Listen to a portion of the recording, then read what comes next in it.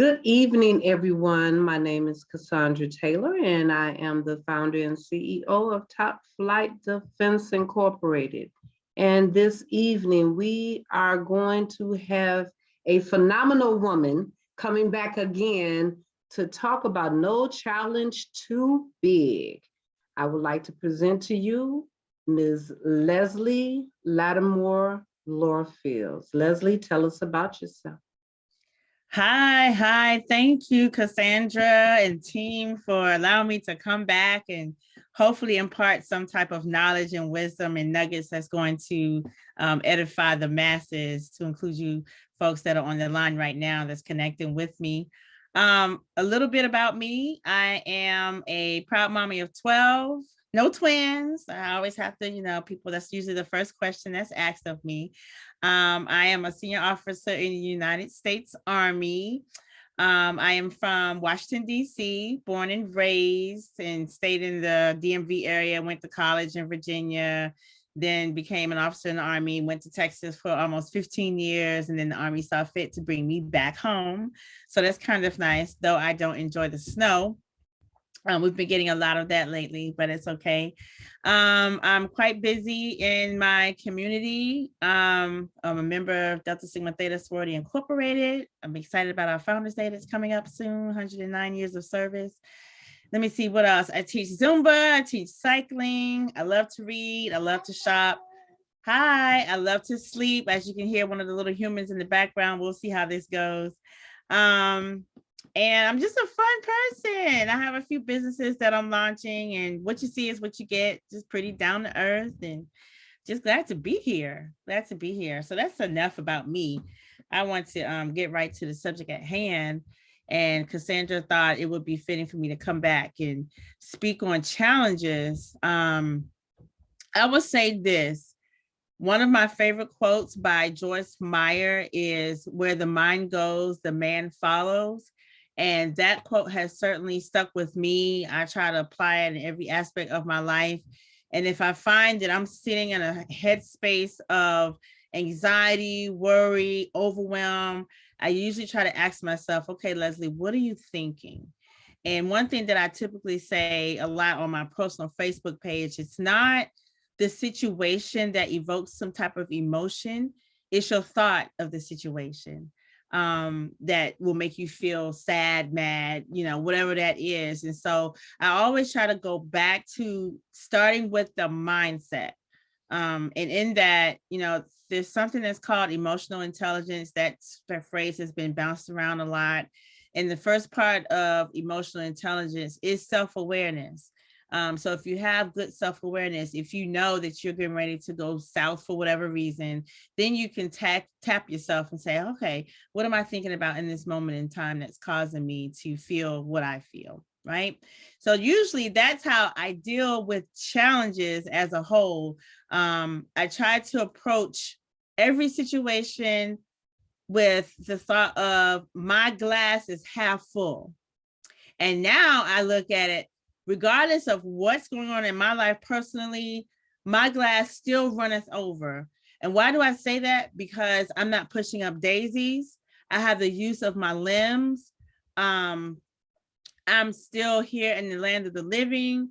I have the basic necessities of life that some people don't have, which is what I love about Top Flight Defense, because we're able to provide services to those that are in need with some kind of resource that's not available to everyone. Those things we tend to take for granted. And so in that, I always look at my cup is always running over, even if it looks like it's empty. And I typically try to tell people, don't focus too much on the situation at hand and what it may look like. Focus on how you can get through the situation. One thing I know for sure is that it's in the stretching of us, it's in the stretching of our character and whatever is going on. That's where our capacity is stretched. And that is where we can continue to meet the mark and persevere. And I believe that's one of the reasons why Cassandra asked me to speak on this topic, is because I do have the amount of children that I have. And because of my job and being dual military, because it's two of us, which makes the dynamics even more challenging. You know, how do we manage the children? How do we manage all of their needs, these different personalities? How do we manage ourselves? How do we keep ourselves in a good centered place? How do we manage our jobs and show up every day in the most professional capacity possible and give it our 150% while balancing all of these other things?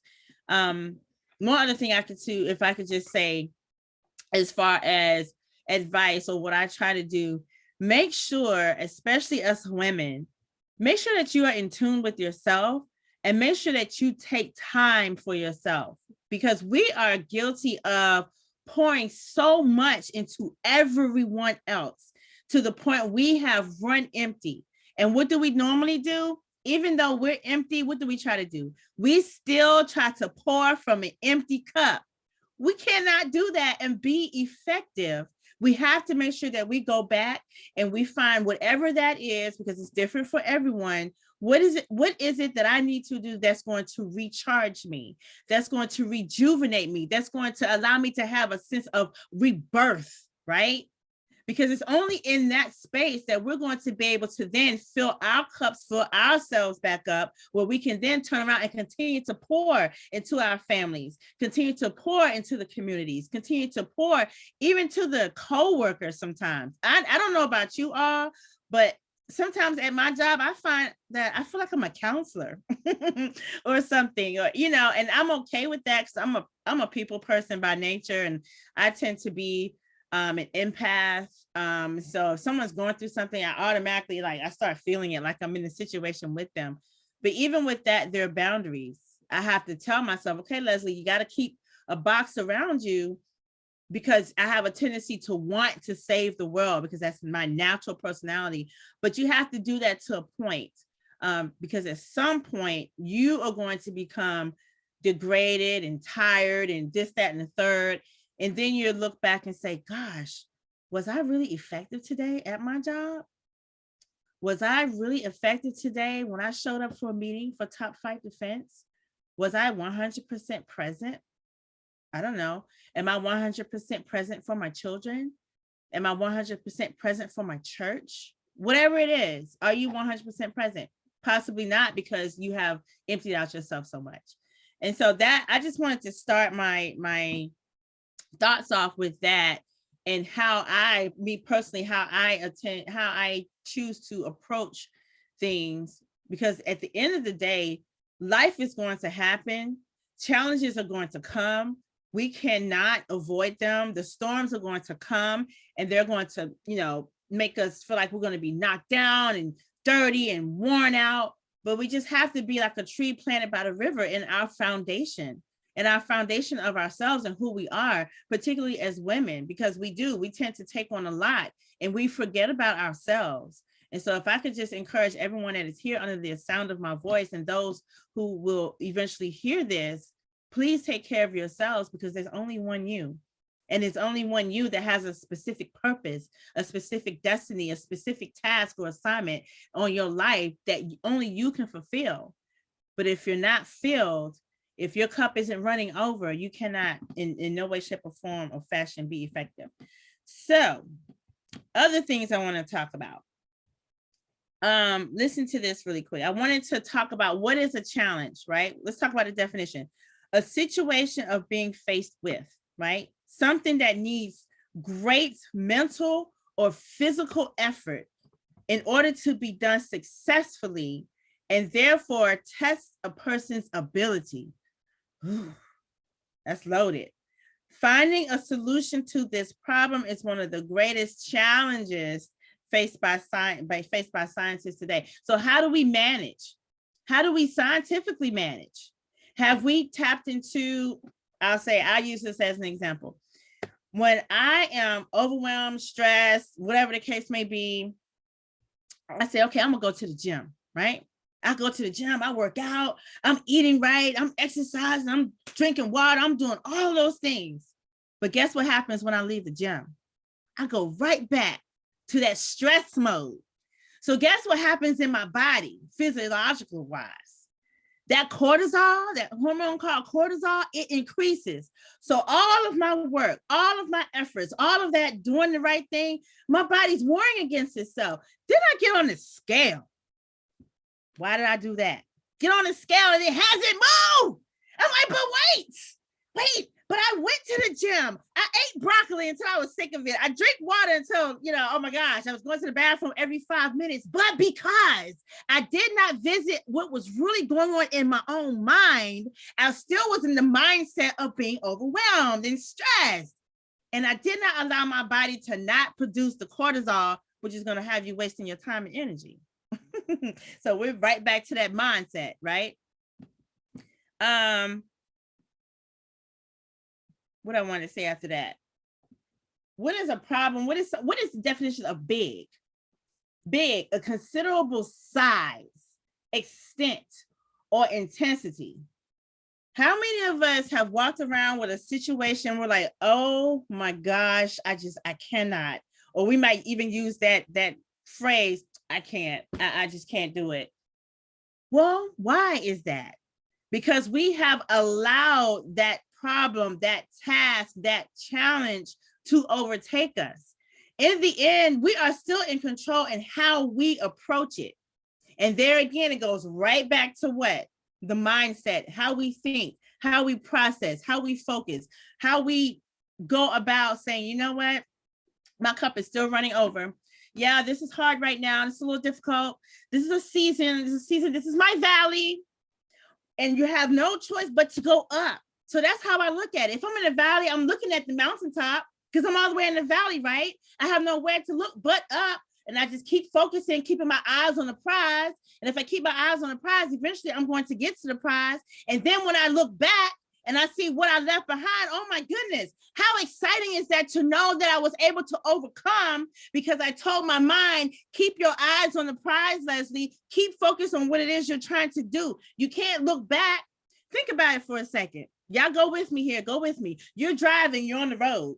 You're in your lane. You're focusing in your lane. And the only time you should look back is when you want to make sure that your blind side is not being interfered with a car that you can't see in your blind side. And when you look back over your shoulder, you're only doing it long enough just to know that there's a vehicle there or not before you decide if you want to change lanes or not. What if you drove and you kept driving and you turned your head around for a long period of time? What do you think is going to happen to you? You're probably going to run out of your lane, hit somebody, hit something, a pole or whatever, because you're too busy looking back when you really should be looking forward. That is the same concept that I use in life. You have to continue to look forward. Everything that happened in your past, whatever challenge you had in your past, whatever that went on yesterday, guess where it's at? It's in that rear view mirror. Not that you're going to forget about it. The rear view mirror in the car is there so you can see what's behind you, but you're not supposed to dwell on it and focus on it, are you? It will remind you of how strong you are. I'm comparing this with life now, okay? Your rear view mirror, meaning your things that happened to you before, the challenges that you have experienced will only remind you, man, I am strong. I am victorious. I was able to overcome that with such vigor. And now I can be enthusiastic about telling somebody else, this is how I overcame my challenge. I didn't dwell on what happened to me. I might remember it, but I only remember it long enough to be reminded of how powerful I really am. That's another piece I wanted to cover. Let's see what else are we going to talk about today. Question for you.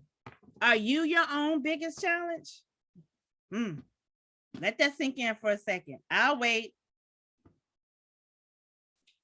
I'll talk about me for a second. I've been my own biggest challenge. Yes. I've gotten in my own way of something because I was determined to hang on to whatever that thing is. I want y'all to do something with me real quick. Go with me. I need y'all to go with me. I need everyone to cooperate. I want you to close your eyes. Okay, close your eyes. Stop looking at me. I know I'm cute and stuff, but don't look at me. Close your eyes. And I want you to take your minds to a place of tranquility, right? Imagine yourself on the beach. Imagine the waves. You can hear the sound of the waves. You can hear the birds chirping. You can hear some kids way down at the other end laughing and playing, right? And you can just feel peace and serenity as you sit on the beach in like 75, 80-degree weather, nice and mild, not too hot, not too cold. Now think of something that made you angry right here in this moment. Are you angry right now? As you're in that moment of tranquility and peace? Now open your eyes. Were you angry in that moment when you thought about that situation that may have made you angry, that had you going to the left? No, everybody is still cool as a fan right now. Why?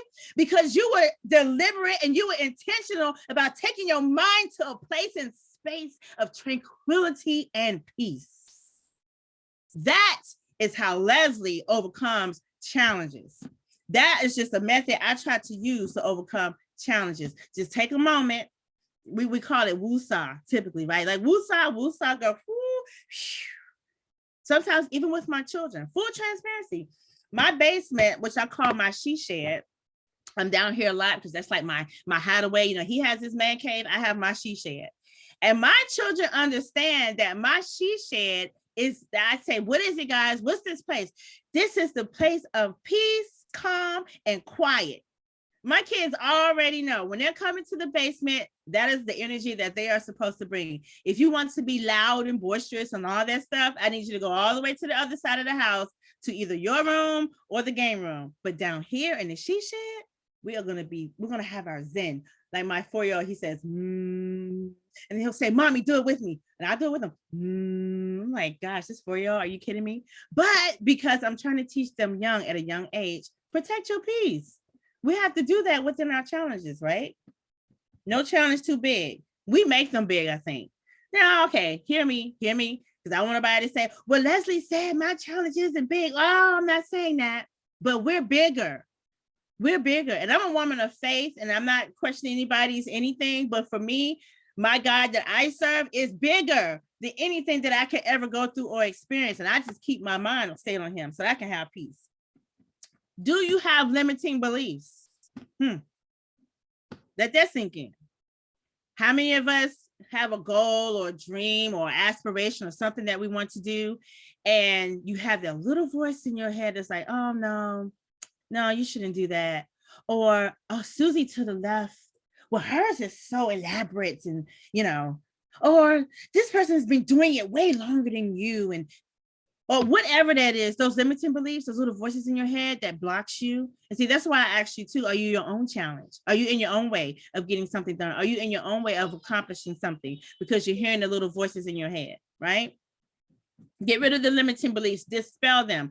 Everything you need, all the power that you need already resides way down within you. It is important for you to unleash, sounds like a catastrophe going on in the background. See, look. This get ready to be a challenge right here. Wait a minute. Wait, Jeremiah, hey. Okay, it's okay. All right, listen, we're going to talk to the people because this is real life. Y'all get to see real life. Okay, say hello. Okay, say hi. It's okay. It's okay. Go get a banana and let me open it. Okay? Go get a banana. Go get a banana. Sorry, guys, but I could easily be frustrated in that moment. I'm not going to do that. He's too. And he's doing what he's supposed to do right now. He's expressing something is going on with me, Mom. Mom, I need your attention right now, Mom. And that's what it is. We have to learn that even in the midst of something that's not quote unquote planned or off kilter, no need to get frustrated in the moment. Just adjust, make adjustments. I don't know what he's doing. I have no idea how quiet he's going to be and how long he's going to stay quiet. But what I do know, this message is still going to come forth because I choose to work around him being 2 years old, right? Yes, sir. Okay. What else? Next thing I want to talk about 10 ways to overcome challenges in life. Number 1, make a plan. While you don't know what is going to happen in the future, you can always plan ahead. Look at the patterns in your life and see what challenges you've struggled with. Assess the optimal outcomes and make a plan for how you can achieve them. If you work somewhere and can anticipate the types of challenges you may face, then you can plan ahead. This is the same for students in school. If a challenge is time management, then you can learn and plan for the calendar management, for example. Number 2, no, you're not alone. Many of us think, oh, we have things going on and we're just on an island by ourselves. Most times there's somebody that can relate to what you're saying, and it's important to reach out. Every person in this world has their low points. Some may handle or even hide it better than others. But the truth is, whatever you're going through, there are others who have been through it too. You're not alone. Try to reach out to your community and your network. Speak your feelings and express your concerns in all settlings of your life. Number 3, and this is the part where many of us may struggle with. Hold on, sweetie, hold on. Ask for help. You're not alone, so you can find help. There's no need to feel ashamed for asking for help. Put your pride down, ladies. Whether you choose to rely on whether you choose to rely on a loved one, a stranger or mentor or a friend, there are people who want to help you succeed. Number 4, feel your feelings. Oh my gosh, imagine that, being allowed to feel. By masking your feelings, they are not going to go away. How many of us know that? Rather, feelings become trapped energy and can have a negative health consequence, my goodness, when they are ignored. Take some time to feel what you feel. Give yourself permission to feel. Wow, that's huge. This could come in the form of meditation, or if you rather write down what you feel, writing can be therapeutic and a cathartic experience. When you feel and share your feelings, you may also be able to see your situation in a new light. This exercise could lead you to come up with novel solutions and overcome any challenge at hand. That is so good. Number 5, accept support. Asking for help is only one side of the coin. On the other side of the coin, you have to be open and willing to accept support. Oh my gosh. People who come to your aid truly do care about you. Be open to receiving help when you need it. That's huge. I'm guilty. I've been that person. Oh, I'm okay. I can do it. Knowing, oh my gosh, I really need help. So just ask for the help if you need it. Number 6, help others. The old adage goes, what you give is what you get. If you've been through a situation or have advice for someone you know who is going through a tough time, be sure to help out. Helping others not only benefits them, but can also help you feel happier yourself. Me, when I do it, I find it to be very cleansing. Number 7, think big. It can be easy to let yourself think small because of the fear of failure or even the fear of making a decision. But to accomplish great things in life, you have to be open to taking risks. With whatever challenges may arise, always think and dream big. That way you will achieve more than you could ever imagine. Try not to let your thoughts get in your own way. What I say? Limiting beliefs, right? Number 8, almost there. Positive mindset. The first thing we spoke about. What you think becomes your reality. Let me say that again. What you think becomes your reality. Train your mind to think positively. This will take both time and practice. It begins with the mental awareness. You can practice awareness through mindfulness. This is something that we're talking about a lot lately. Mindfulness techniques and meditation. When you get good at acknowledging your thoughts and letting them pass, you can stop negative thoughts in their tracks. Self-awareness, that part of emotional intelligence that I talked about. Number 9, don't give up. When a challenge arises, be it a big test in school or an upcoming race, don't give up. Persistence is a huge key to overcoming challenges. Giving up means that you will neither overcome the challenge nor will you learn from it. Power through challenges by asking for support, feeling your feelings, and making a plan to work through it. And last but not least, number 10. You want to help me? You want to help me read it? Yes. Thank you. Work smart, not hard. Generally, there's more than one way to get something done. However, there's always an optimal way or best way of doing it. To work smarter rather than harder by start working backwards. Outline and define your goal. Hold on, baby. Then plan the process for how to get there. Perform research to see how others have come before you have done it. Take count of your own skills and ideas and how you may be able to do it better. Then stick to your path and get to work. So those are 10 ways that I hope that can help us to all overcome challenges. We have an extra guest today. Just say hello. With that said, I have one little piece that I want to read to everybody before I wrap this up. And I hope that these nuggets will bless everyone that's on here.